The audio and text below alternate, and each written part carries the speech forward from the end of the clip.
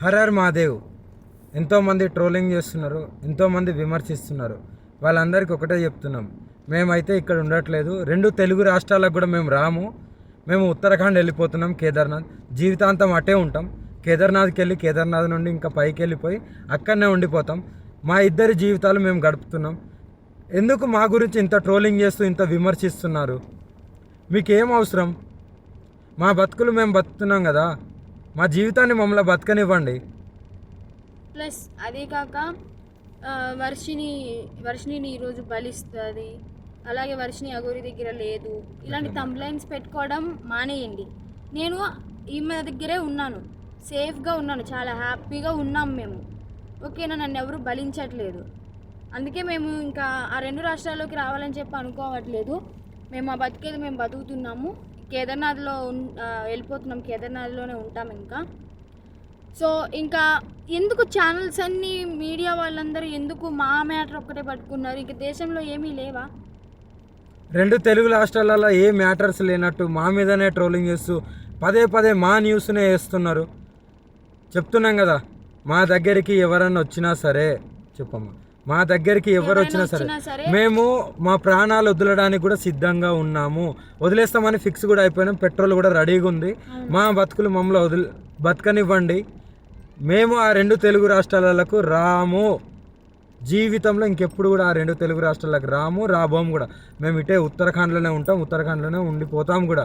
ఒకవేళ మమ్మల్ని విడదీయాలి అని చూసే వాళ్ళకి ఒక్కటే చెప్తున్నాము, మీకు మా ప్రాణాలు పోవడమే కావాలి అంటే ప్రజలకు కానీ ఎవరికైనా కానీ, రాజకీయ వాళ్ళకి కానీ, ఇప్పుడు కేసులు పెట్టిన వాళ్ళకి కానీ మా ప్రాణాలే కావాలి అంటే చెప్పండి, మేము ఇవ్వడానికి చేసుకోవడానికి సిద్ధంగా ఉన్నాము. 100% కాళీమాత మీద ఒట్టు ప్రాణదానం చేసుకోవడానికి కూడా ఉన్నాం.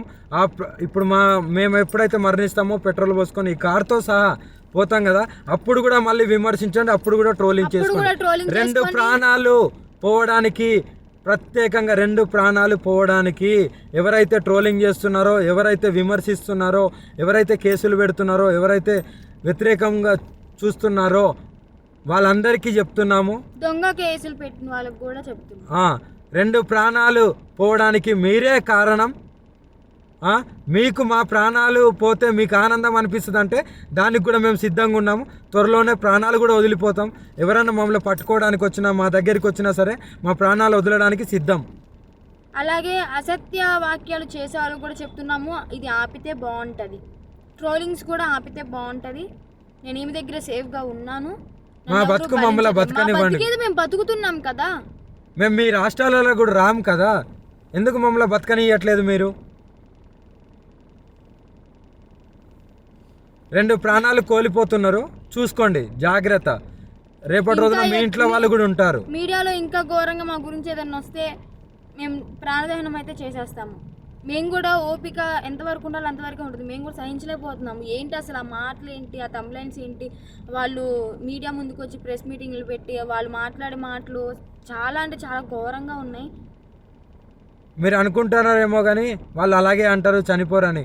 100% ఆ వీడియో కూడా మీకు పంపిస్తాను, ఎలా మరణిస్తున్నాం అనేది.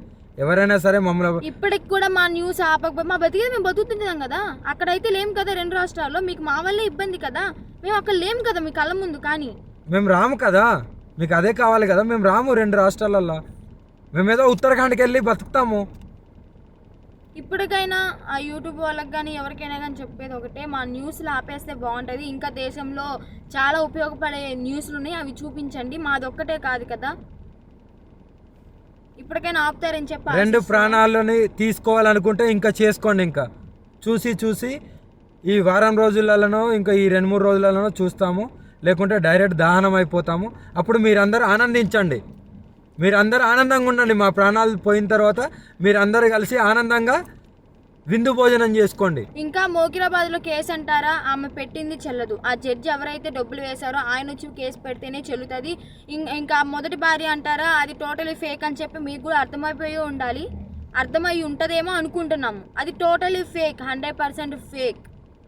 రుజువులు లేనిదే ఆమె ఎందుకు మీడియా ముందుకు వచ్చి మాట్లాడుతుంది? అందుకే చెప్తున్నాం, మమ్మల్ని మాలాగా బతకనివ్వండి. మేము చాలా బాగున్నాము, ఆనందంగా ఉన్నాం, కలిసిమెలిసి ఉన్నాం. మా వల్ల మీకు ఎలాంటివి రాదు. మేము ఆ 2 తెలుగు రాష్ట్రాల్లో కూడా రాబోము. మాకు అవసరం లేదు కూడా.